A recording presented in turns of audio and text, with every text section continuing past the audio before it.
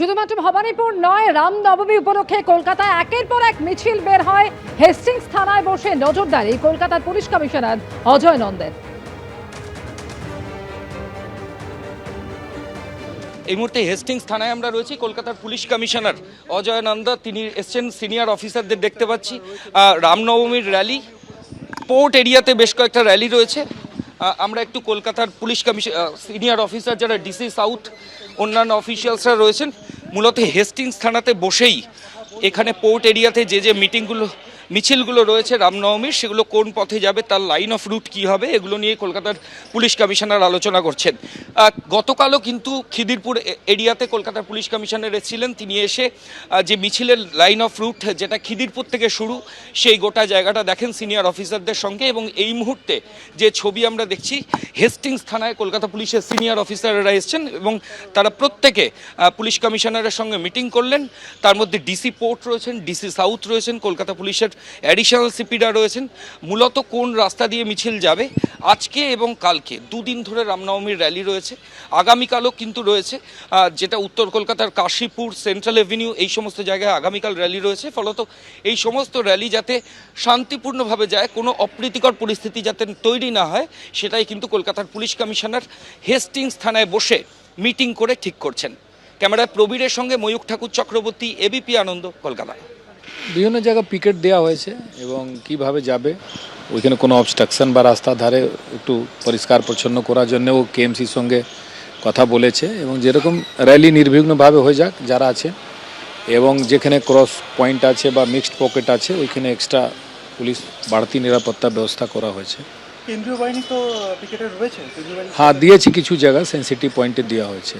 গত বছর স্যার কাশীপুরে একটা বড় র্যালি ছিল, কালকে কাশীপুরের র্যালিটা আছে, আগামীকাল আছে। ওই রুট আমরা দেখেছি এবং যে আছে ইম্পর্টেন্ট কাজগুলো ইনস্ট্রাকশন দেওয়া হয়েছে এবং এখানেও নিরাপত্তা ব্যবস্থা করা হবে আগামীকাল জন্য ভালো করে। হেস্টিংস এবং খিদিরপুর কোনো রকম আর্মস, অ্যামুনেশন, সোর্ড এইসব ডিসপ্লে করবেন না, কোনো রকম এরকম জিনিস নিয়ে যাবেন না যেটা দিয়ে আগুন হতে পারে, আগুন ছড়িয়ে যেতে পারে। তো এইসব দেওয়া হয়েছে। সাউন্ড যেটা আছে ওটাও লিমিটে রাখতে হবে। এইসবগুলো জিনিস ওদের বলা হয়েছে। অর্গানাইজারদের সঙ্গে মিটিং হয়েছে এবং ওদের বারবারই বলা হয়েছে। সিউড়িতেও হয় রামনবমীর মিছিল, কিন্তু যে মিছিলে দেখা যায় অস্ত্র নিয়ে অংশগ্রহণ করেন রামনবমী কমিটির সদস্যরা। মিছিলে দেখা যায় সিউড়ির বিজেপি প্রার্থী জগন্নাথ চট্টোপাধ্যায়কেও। এলাকায় মোতায়েন করা হয়েছিল প্রচুর পুলিশ।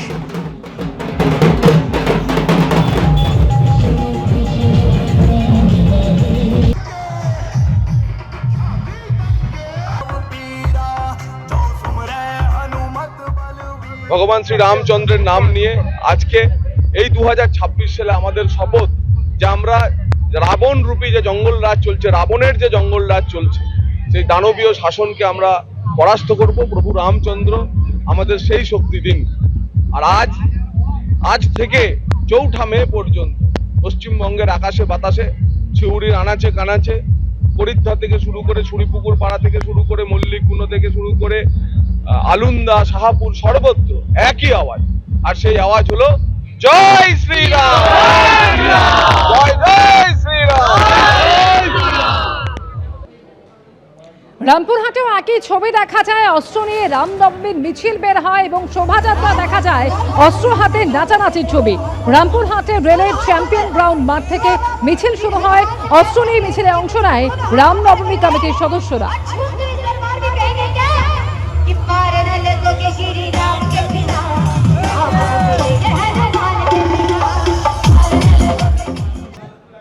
আমডাঙ্গায় তৃণমূলের কর্মী সভায় বিশৃঙ্খলা। আমডাঙ্গার বর্তমান বিধায়কের মাইক কেড়ে নিলেন কর্মীরা।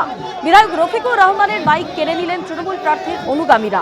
আমডাঙ্গায় এবার টিকিট পাননি বিধায়ক রফিকুর রহমান। আমডাঙ্গায় তৃণমূলের প্রার্থী কাসেম সিদ্দিকী।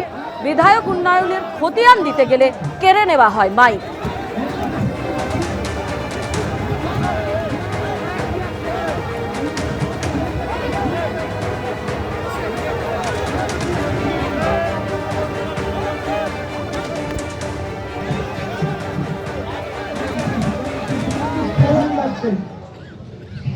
প্রার্থী হয়েছে 10 দিন আগে, নদীর এলাকায় ঘুরেছে।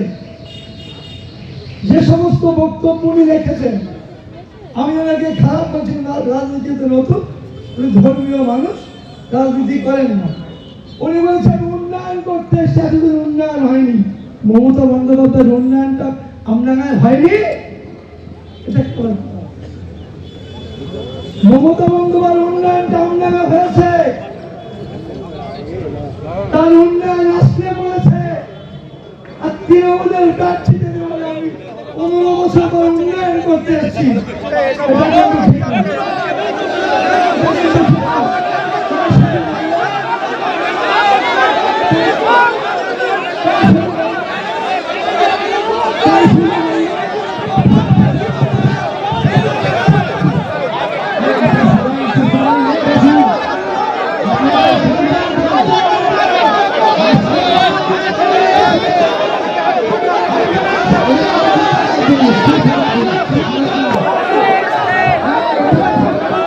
আজ পাণ্ডবেশ্বরে মমতা বন্দ্যোপাধ্যায়ের সভা ছিল, আর সেই সভা থেকে হুঙ্কার দিয়ে মমতা বন্দ্যোপাধ্যায় বলেছেন সব এসপি, ওসি, কমিশনারেট বদল করছেন।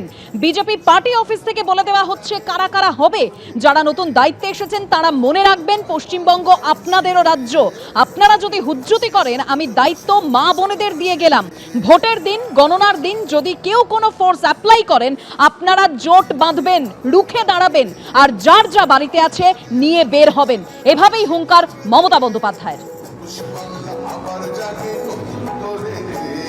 সব ওসিকে চেঞ্জ করছেন, সব বিডিও চেঞ্জ, সব এসপি চেঞ্জ, সব কমিশনারেট চেঞ্জ, সব ডিএম চেঞ্জ, সব BDO change. BJP party office থেকে বলে দেওয়া হচ্ছে কারা কারা হবে। আমার কোনো আপত্তি নেই, আপনারা ভালো থাকুন যারা হয়েছেন, কিন্তু তারা মনে রাখবেন রাজ্যটা পশ্চিমবাংলা, এটা কিন্তু আপনাদেরও রাজ্য। ভোটটা মানুষ দেবে। আপনারা যদি হুজ্জুতি করেন, আমি দায়িত্ব মা বোনেদের উপর দিয়ে গেলাম। মা বোনেরা যে রাধে সে চুলও বাঁধে। ইলেকশনের দিন, কাউন্টিং এর দিন যদি কেউ কোনো ফোর্স সাপ্লাই করে, আপনারা জোট বাঁধবেন, রুখে দাঁড়াবেন, আর যার যা বাড়িতে আছে তাই নিয়ে বেরোবেন। আমরা চাই শান্তিতে সবকিছু হোক, কিন্তু ওয়ান পার্টি চলবে না, ওয়ান পার্টি চলবে না। বিজেপির কথাই সব ঠিক করবে, ভ্যানিশ ওয়াশিং মেশিন, এটা চলতে পারে না। আর মমতা বন্দ্যোপাধ্যায় যখন এই হুঙ্কার দিচ্ছেন, তখন বিজেপির কি প্রতিক্রিয়া শুনুন। 1.5 দশক ধরে পশ্চিমবঙ্গের বাঙালিকে যে ভাষায় মুখ্যমন্ত্রী মমতা বন্দ্যোপাধ্যায় এবং তার দল টিএমসি যে ভাষায় আক্রমণ করেছে, যে ভাষা শিখিয়েছে, উনি বুঝতে পারছেন যে টিএমসি এবারে হেরে যাবে। হেরে গেলে যারা এলাকা দাপিয়ে বেরিয়েছেন টিএমসির হয়ে, যারা অত্যাচার করেছেন, যারা ঘরে ছেলে ঢুকিয়েছেন, যারা ঘরের মেয়েকে শাহজাহানের ডেরায় পিঠে বানাতে পাঠিয়েছেন, পছন্দ হলে 2-4 দিন রেখে দিতে বাধ্য করেছেন, সেই তারা এবারে কিছু করলে করতে পারেন এটা ওরা মনে করছে, সেই জন্য আতঙ্কে এসব কথা বলছে। হামলা হওয়ার কথা ভাবছেন, তার মানেই হামলাটা হতে পারে হেরে গেলে তৃণমূল, সেইটা ভাবছেন। তৃণমূল হারছে, এরপরে যদি কিছু হয়, জনতার সঙ্গে যা অত্যাচার হয়েছে জনতার সামনে ওনারা বলবেন, অসুবিধার কি আছে? জনতাকে ফেস করবেন, জনতার মুখোমুখি হবে তৃণমূলের নেতা কর্মী যারা অত্যাচার করেছে। এবিপি আনন্দ, এগিয়ে থাকে, এগিয়ে রাখে।